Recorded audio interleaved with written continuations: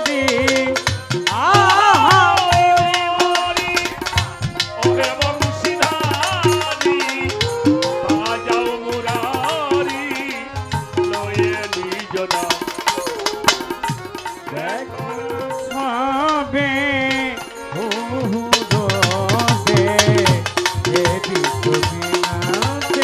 বাজে তবু আয় এখন হবে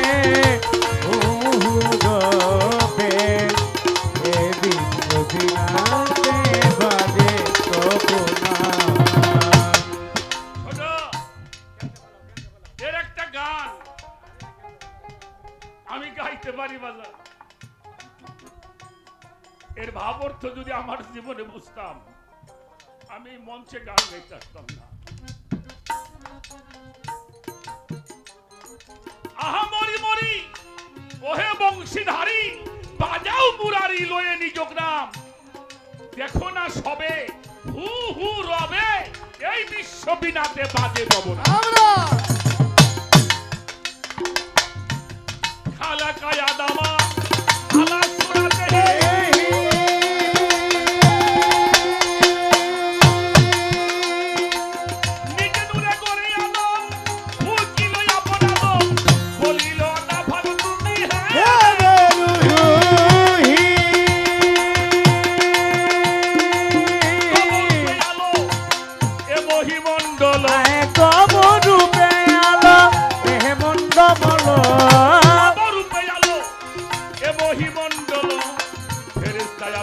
জানাই সজুদ সালাই ঠিকনা সবে বহু রবে এ বিশ্ব বিনাতে বাজে তব নাম।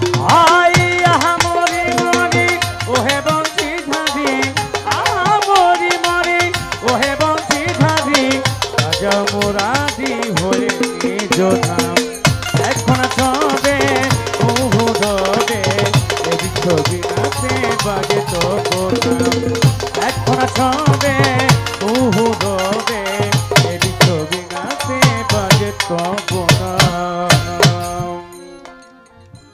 আচ্ছা বাবাজি আমানতের ভাগটা গ্রহণ করছিল কে?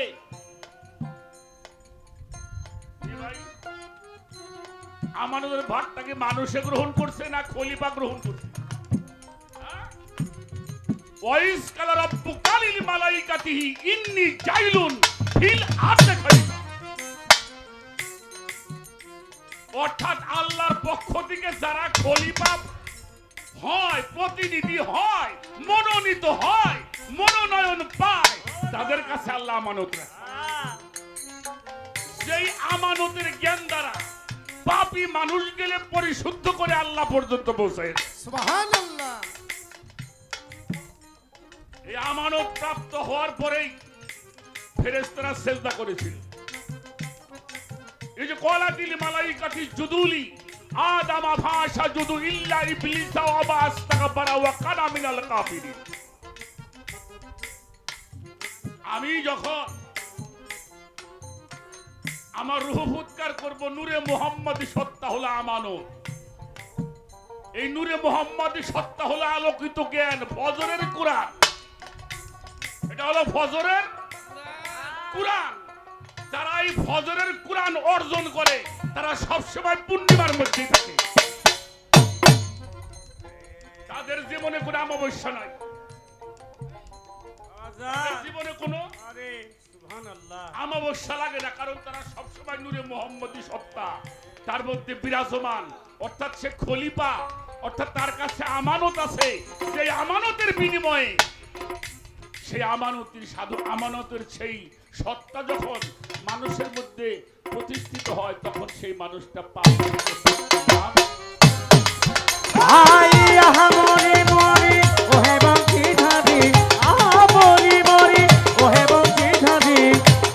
মুরারি লয়ে নিজ নাম এখন সবে বহু রবে এ বিশ্ব বিনাতে বাজে তব নাম এখন সবে বহু রবে এ বিশ্ব বিনাতে বাজে তব নাম। লাইসা ফিদ দারাইনে আল্লাহু আল্লাহু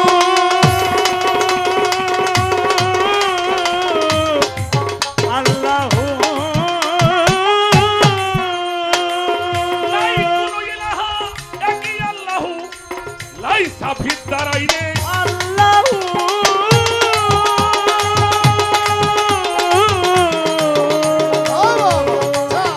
আল্লাহ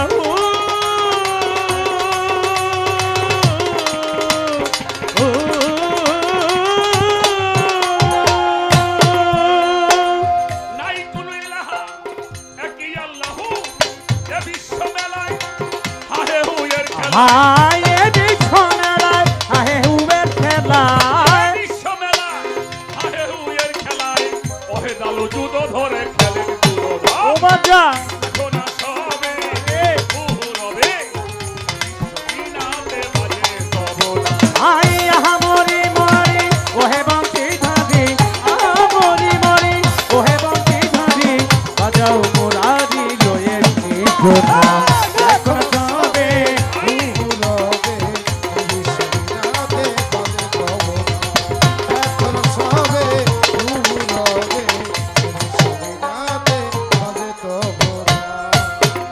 এই শোনো বাজার লাইসা ফিদ্দার আইনা আল্লাহ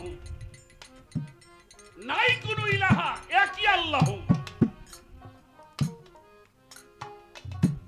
এ বিশ্ব মেলায় হা হে হুয়ের খেলা হা হে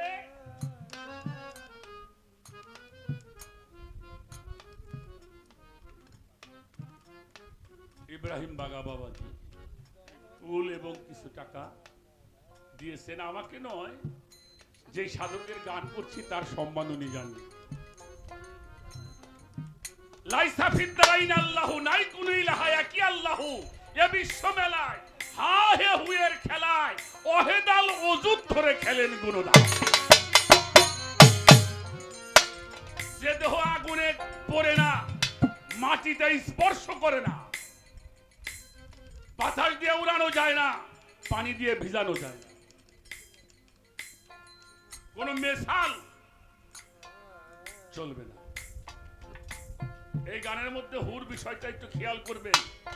আশহাদু আন লা ইলাহা ইল্লাল্লাহু ওয়াহিদাহু লা শারীকা লাহু আশহাদু আন্না মুহাম্মাদান আবদুহু ওয়া রাসূলুহু। কয়টা? পাঁচটা। এই পাঁচটা হলো জাত, এটা হলো জাতের হু, এই হলো জাতের হু। এই জাত যদি প্রকাশ না হতো আল্লাহ তাআলা নিজেও প্রকাশ পাইতো না। তারে বলা হয় পাক, পাঞ্জা, তন তন। নাই কোন ইলাহা একই আল্লাহ। যখন আল্লাহতে মিশে যায় অজহু, অজহুল্লাহ, যিনি আল্লাহর চেহারা ধরে আল্লাহর রঙে রঞ্জিত হয়, আল্লাহর গুণে গুণান্বিত হয়, আল্লাহর সেবাতে মুত্তাসির হয়, আল্লাহর নূর তাজাল্লিতে মুতাজাল্লি হয়। সুবহানাল্লাহ বেটা। এটা ওয়াজহুল্লাহ, যেটা মাওলা আলী অর্জন করেছিল। ইয়া আলী আল মাদাদ।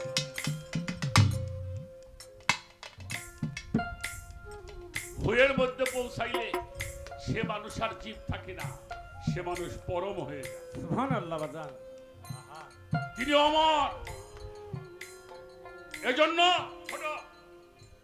রশিদ আহমদ গঙ্গোহী রাহমাতুল্লাহি আলাইহি তার ফাতোয়ায়ে রশিদিয়ার মধ্যে লিখেছেন, আল্লাহর ওলিগণ এমন ক্ষমতা অর্জন করেন, এরা মাজার শরীফ থেকে, রওজার মধ্যে থেকে যানবাহন ছাড়া পৃথিবীটা মুহূর্তের মধ্যে ভ্রমণ করতে পারে।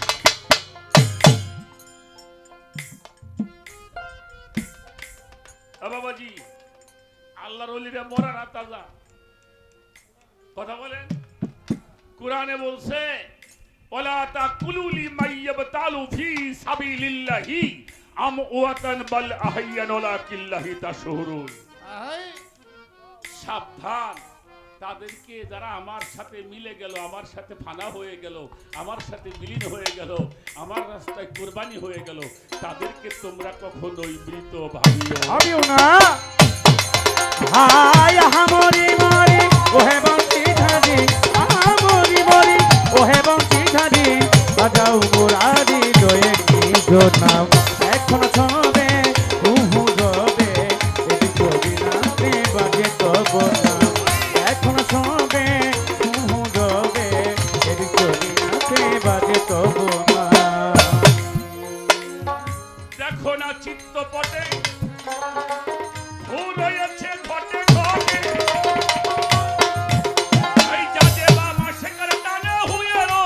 ও বাজান হুয়েরি কামান রে হুয়েরি কামান রে হুয়েরি কামান দেখো না চিত্তপটে এই ছোট সাইকি লালন বলছে কে কথা কয় রে কে কথা কয় রে দেখা নরে সরে হাতের কাছে খুঁজলেও জন মিলে না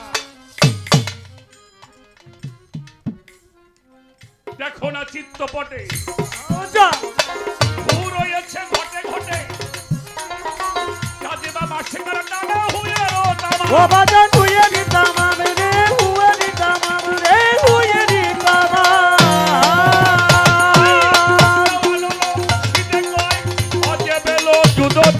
এই দেওয়ানো রশিদে কয় ওজে গেল দুধে খায়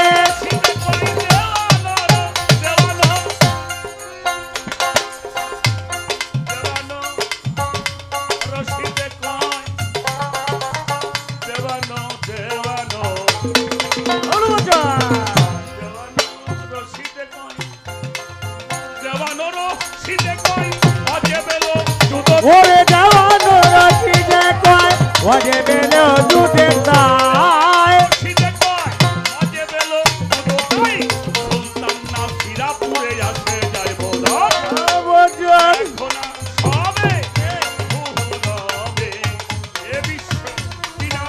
বাজান আই আহা মরি মরি ওহে বঙ্কি ধাদি আহা মরি মরি ওহে বঙ্কি ধাদি বাজাও মোরারি লোরে নিজোনা এখন ছবে উহু রবে এ বিশ্ব দিনাতে বাজে তবনা এখন ছবে উহু রবে এ বিশ্ব দিনাতে বাজে তবনা মহাজনী গানের ছন্দ দিলাম গো সারিয়া আরিয়া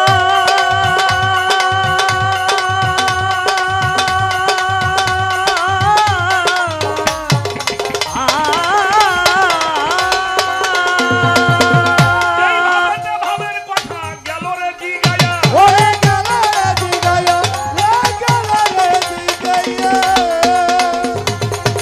আপনারা যেই ভাবেতে রয়েছেন নীরব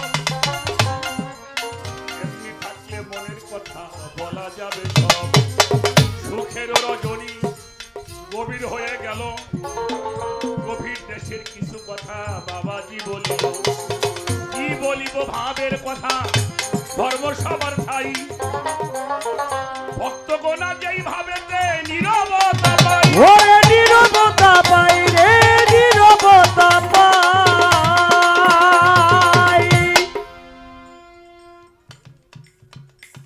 এক শ্রেণীর মানুষ দেখবেন সমাজে আছে বাবা ভালো আছে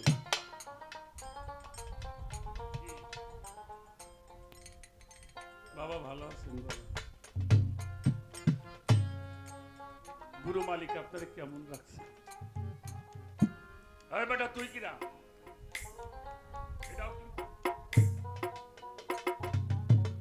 শরীয়ত সরকার যারা দেহের জাকাত দিছে তারা এরকম ছাড়া কথা বলতে পারে না। তাদেরকেও আঘাত করলে তারা কাউরে আঘাত করতে পারে না।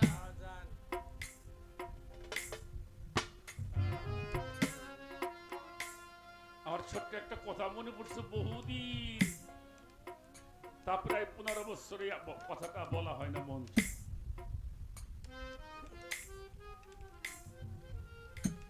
পশ্চিমবঙ্গে একজন মানুষের নাম ছিল লালা বাবু আর একজন মানুষের নাম ছিল জগৎ শেঠ লালা বাবু ছিল ব্যবসায়ী 52,53,000 টাকা তার প্রতিদিন আদান প্রদান আর জগৎ শেঠ ছিল জমিদার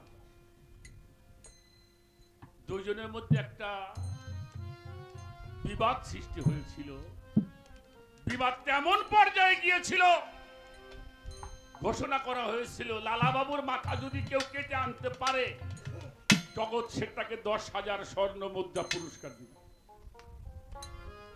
আর লালা বলেছিল কেউ যদি জগৎ ছেদের মাথা কেটে আনতে পারে তাকে আমি 10,000 স্বর্ণ মুদ্রা দেব। এমন সত্যতা।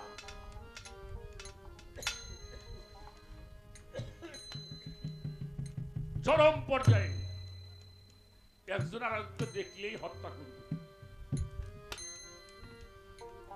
যেমন বাবা যে গান গাইলো পিছের দিকে দেখলাম বেলা যাই ডুবে।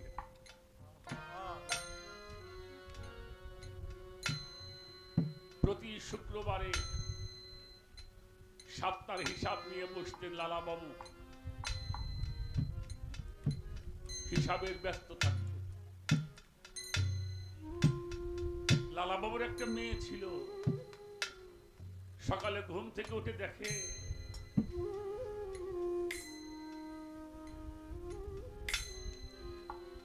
যে বাবা হিসাব করতে বসছে। সকালের নাস্তাটা দেখে আসছে, কথা বলে না। দুপুরের খাবারটা আবার নিয়ে গেছে, যে দেখে সকালের খানাটা পড়ে আছে, লেখালেখি করছে। মেয়ে কিছু বলে নাই। তো বিকেলে একটু চা নাস্তা, সন্ধ্যা আগত, মেয়ে চা নিয়ে গেছে, যে দেখে সকালের খানা পড়ে আছে, দুপুরের খানাও পড়ে আছে। মেয়ে বলছে, বাবা তুমি সকালেও খাও নাই, দুপুরেও খেলে না, এই যে বেলা যে ডুবে গেল, জগৎ ছেদের মনে পড়ছে, তাই তো আমার বেলা তো ডুবে গেল। আমি তো জীবন বেলার কোনো সন্ধান আমি করতে পারলাম না। আমি তো আমার শাহালি বাবার চরণে আশ্রয় নিতে পারলাম না। আমি আমার ইসরাফিল বাবার চরণে আশ্রয় নিতে পারলাম না। আমার জীবনটা তো বৃথা হয়ে গেল। মেয়েকে জড়িয়ে ধরে বলছে, মা তুই তো আমার মেয়ে নয়, তুই আমার গুরু মা। তুই আমার জীবনের বেলার কথা বলে দিয়েছিস, আর এই রাজ্যে আমি আমার এই ব্যবসা বাণিজ্য কিছুই করবো না। বাবা সবকিছু ত্যাগ করে রামকৃষ্ণ পরমহংসের কাছে চলে গেল। চলে যাবার পরে গুরু যখন দীক্ষা নিছে, দীক্ষা দিয়েছেন, তো বলল, বাবা গুরুকে তো সেবা দিতে হয় এবং সেবাও দিতে হয়, সেবার দক্ষিণা দিতে হয়। এটা না দিলে তো ভক্ত বলে কবু গ্রহণ করা। লালা বলেছিল, আমার তো কিছুই নেই, আমি সব তো ত্যাগ করে। বলে, নগরে গিয়ে ভিক্ষা করো। শুধু ভিক্ষা করলে হবে না। লালা বলল, প্রভু তোমার সাথে কারো জীবনে এমন দ্বন্দ্ব আছে, সে দ্বন্দ্বটা এমন হতে হবে, তোমাকে দেখলে সে হত্যা করবে, তুমি তাকে হত্যা করবে, এমন কোন দ্বন্দ্ব কারোর সাথে আছে? বলেছিল, আছে। তাকে তুমি সব জায়গায় ভিক্ষা করলে হবে না, যার সাথে তোমার এই দ্বন্দ্ব, তুমি তার বাড়ি ভিক্ষা চাইবে। লালা মনে মনে চিন্তা করে, আর কোনদিন তোমার সাথে আমার দেখা হবে না, কারণ সে আমাকে পাইলে আমার মাথা কেটে নিয়ে যাবে, আমি পাইলে তার মাথা কেটে নিয়ে যাবে। আর আমার কোনদিন আমার গুরুর সাথে দেখা হবে না, আমার গুরুর সেবা করা হবে না। আমি আর আমার শাহালি বাবার চরণ আমি কোনদিন পাবো না। ওরে আমি দেখি সবই দেশিরে শাহালি বাবা দেখি সবই দেশিরে।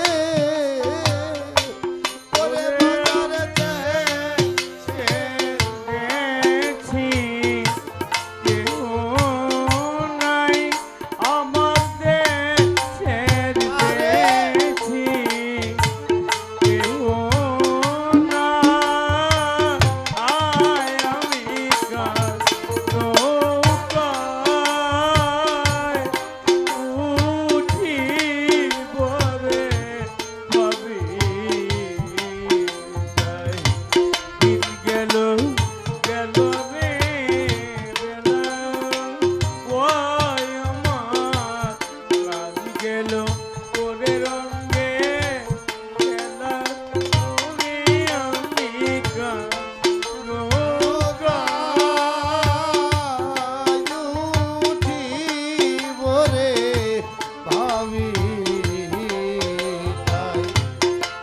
ভিনসানকার নৌকা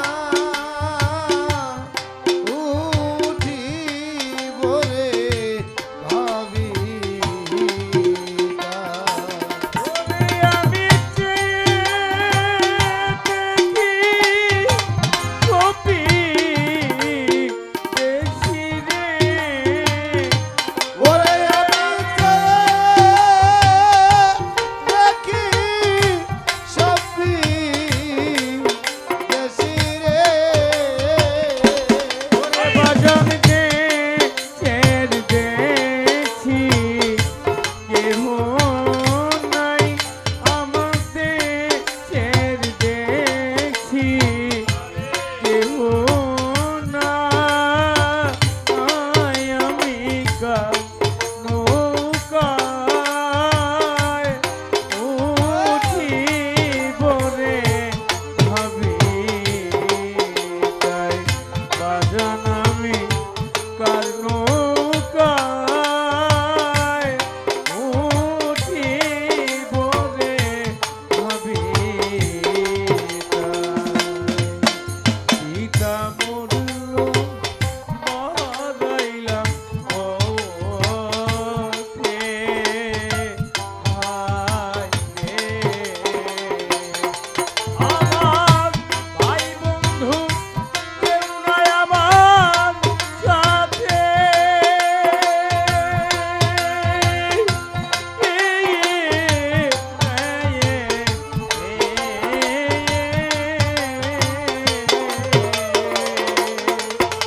একা একা যেতে হবে রে শাহালি বাবা অজানা ওরে একা একা যেতে হবে রে সাহাল বাবা অজানা জগৎপতি। পিতা মরিলাম মারাইলাম পথে ভাই রে ভাই বন্ধু কেউ নাই আমার সাথে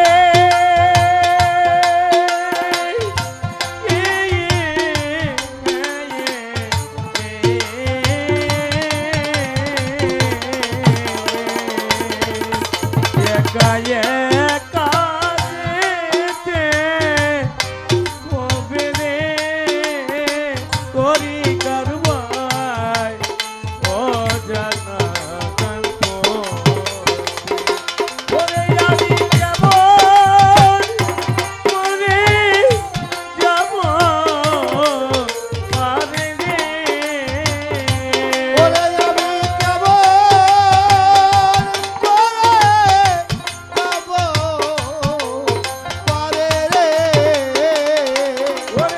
আমি কেমন